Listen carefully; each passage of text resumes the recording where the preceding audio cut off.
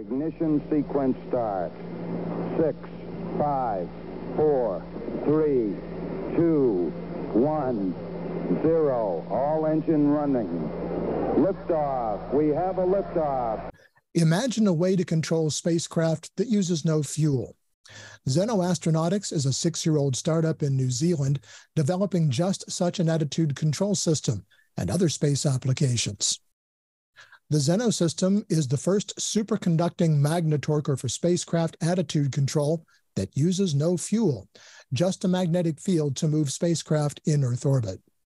The company successfully raised $6.8 million in a seed round in 2022, with double that on reserve, ready to draw if they require it, making Zenno the company that has raised the biggest seed in New Zealand history.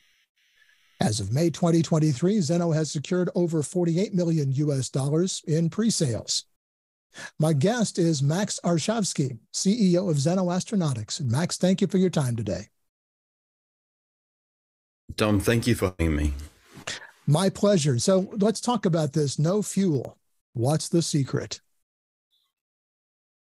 Tom, we've essentially come up with a way to generate a force in space, which does not require any kind of finite resource. So we rely on a magnetic field, and we use that magnetic field, which we generate on board of a spacecraft, to interact with other magnetic fields nearby. It could be a field of it could be a magnetic field of Earth itself, or another planet, or another spacecraft, and so we derive force, and therefore an effect. It could be torque or thrust from interaction between two magnetic fields or more.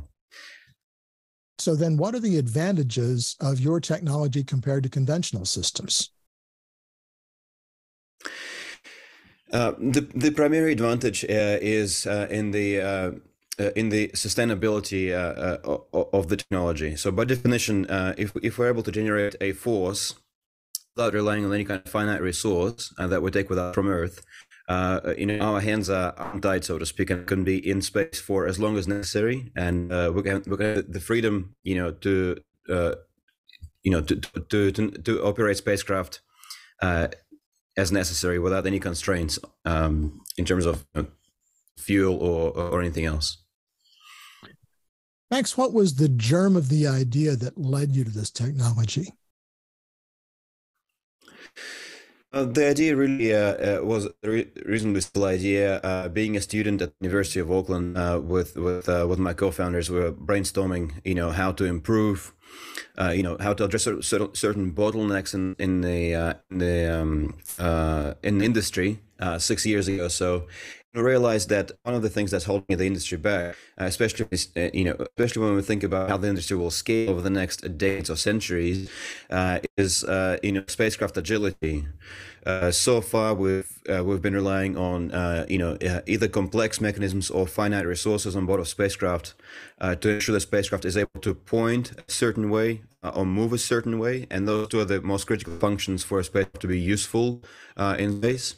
So we identified the bottleneck, and we looked at solutions with the idea being that any kind of solution that will be any solution that we come up with, it has to be a sustainable solution and a scalable solution, meaning that something that is easy to produce at scale, something that is ultimately reliable, simple to manufacture, and something that does not require finite resource. So we identified the magnetic force as most likely candidate for the most optimal solution, and we looked for a way to engineer a system that would generate sufficient magnetic force or magnetic field rather to be able to address the problem. So we came up with a system that uses superconducting electromagnets and cryocoolers and novel ways of transferring power to electromagnets. Altogether became Z01, which is our product number one. Without being too technical, how do you harness that magnetic field then to generate thrust? So our first application is primarily about torque generation. So we're concentrating on pointing a spacecraft rather than moving a spacecraft with respect to Earth. So torque is a very straightforward application, really. So when we have two magnetic fields interact with each other, you have torque. If the fields are not aligned, if the dipoles are not aligned. So Earth happens to be a dipole, or we can approximate it as a dipole. And, if we generate at least one dipole on board of a spacecraft, we will then observe torque as a result. So it's a very, very straightforward physics. It's more of a challenging engineering. And to ensure,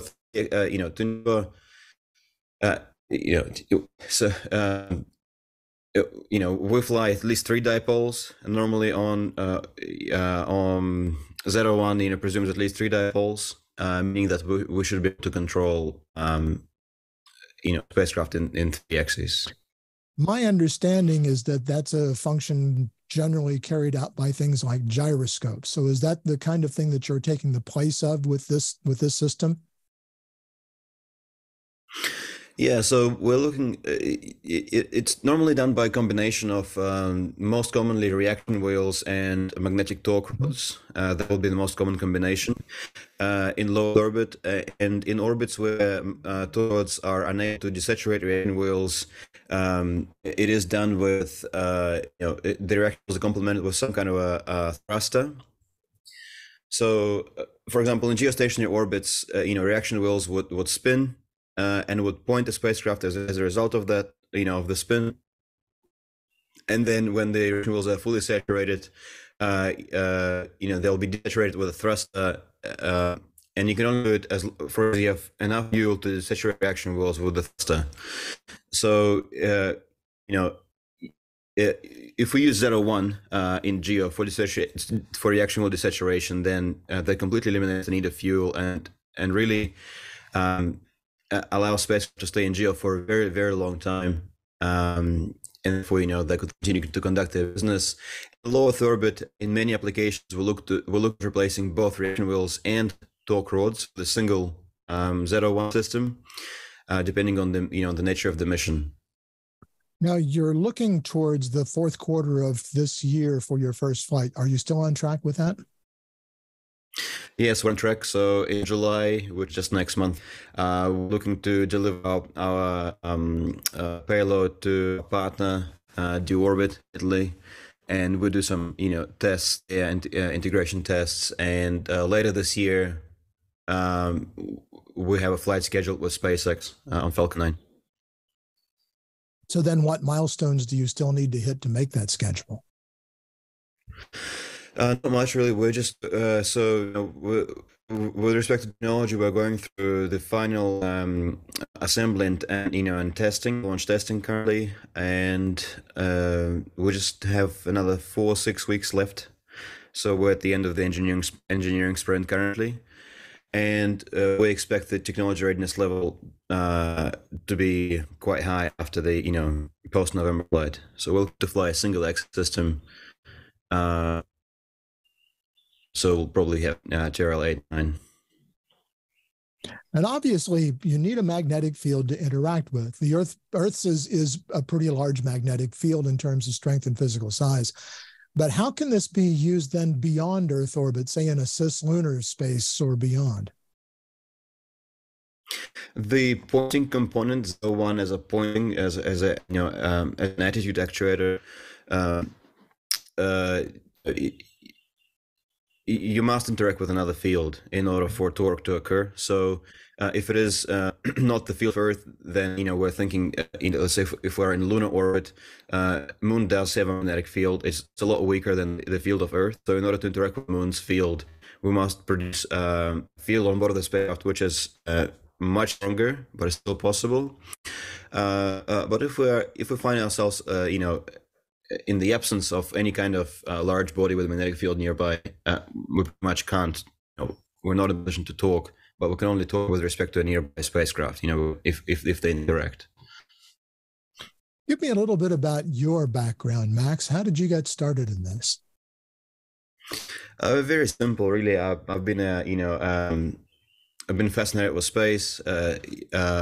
been fascinated with space since childhood, and you know, I saw I was looking at space history and thinking, what is the next sort of trying to understand where the industry was going, and understanding that at the time of me looking at the industry, it was clear that the rocket problem was solved. Getting to space was a solved problem, and I did see SpaceX commercializing the technology, bringing it to the business world. And I was really looking at and trying to understand what is going to make make the space industry, because it was such early days. And I realized that, the critical thing is spacecraft ability, the ability to point the spacecraft and to navigate the spacecraft, because this is ultimately where the value of going to space comes from. It's not the space, it's not the rocket ride, it's not the presence, it's the ability to use spacecraft effectively, for the purpose of either communication or observation or whatever that purpose is. And that requires, very precise control and a lot of agility. So as soon as I identified that as a problem that needs to be solved, that's the beginning of Zenno, really. I was at the time studying engineering science at the University of Auckland. So then why go the entrepreneurship route? Why not go to work for somebody else?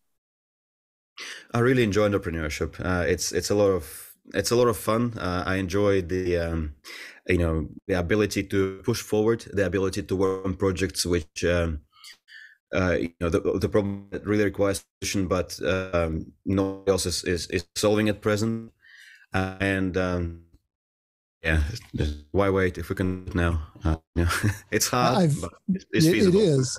I've often heard that entrepreneurship is the opportunity to work 16 hours a day for yourself to avoid working 8 hours a day for somebody else. Have you found that to be pretty much the case? Yes, it's never ending.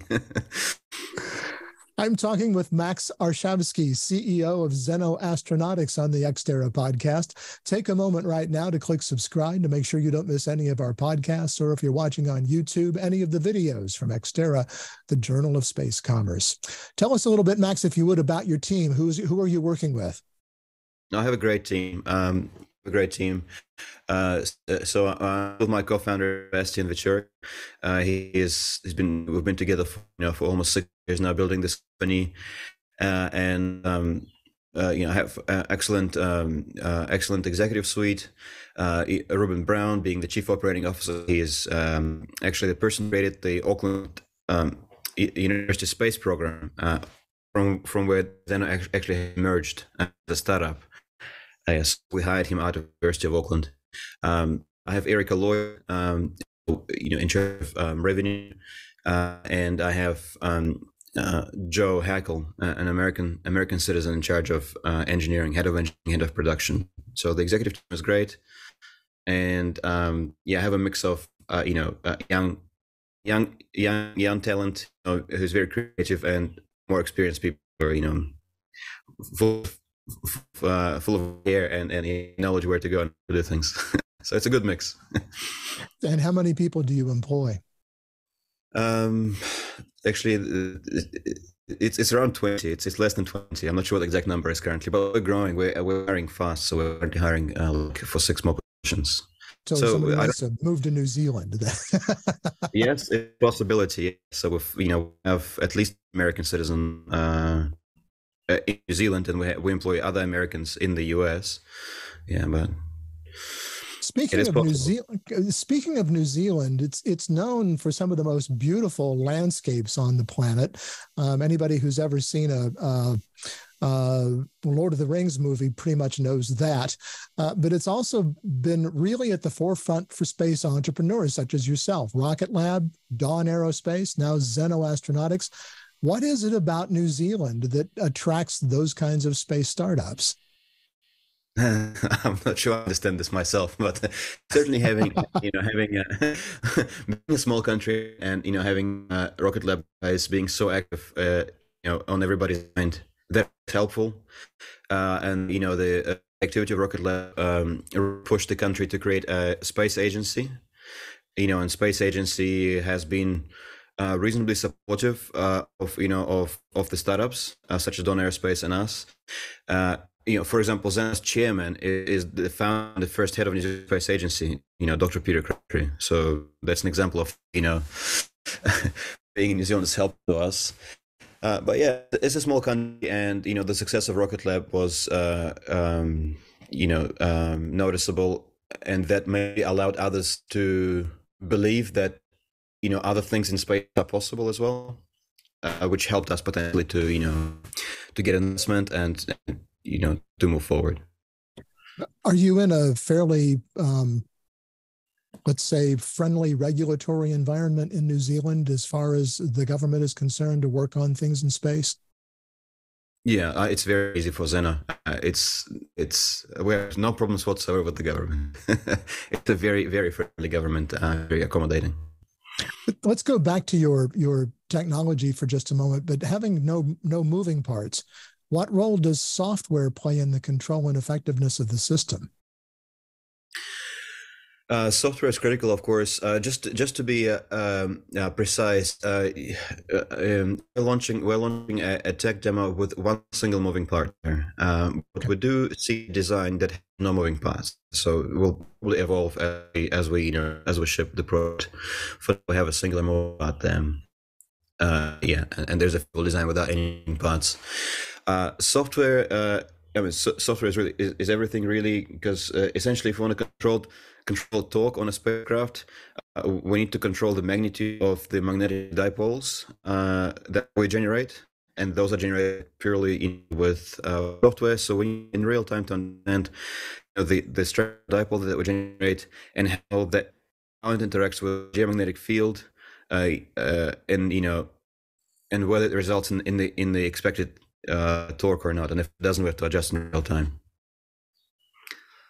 So a lot of software heavy. Summarize. A lot of companies are focusing on satellite servicing, things like repositioning and refueling spacecraft. How does your technology fit into that paradigm? I think satellite servicing and in general close proximity operations will be a major part of the industry going forward. And we expect Zenno actually to extend its set of capabilities to close proximity operations. So we expect the same system to interact with the field of Earth, as well as with the field of nearby spacecraft, meaning that two spacecraft will have an ability to execute final approach and docking without the need of any kind of propulsion system or robotic arms, simply using the magnetic fields. Just like two magnets, they come together and attract each other, turn each other quite naturally until they're in natural equilibrium. That's an example of how we, look to work on close proximity operations. But we're also looking to extend Zenno to radiation shielding, which is actually our next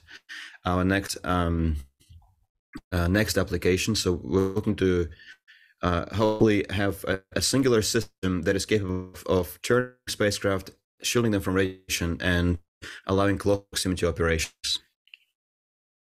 And that was sort of my follow-up question was about other applications for your technology. Are you looking at something beyond that shielding that you might be able to apply this to? We have identified roughly 12, maybe 15 applications of highly efficient and exceptional electromagnets in space, or superconducting electromagnets. But we're trying to concentrate on these three to start with, because they're the most relevant to the market.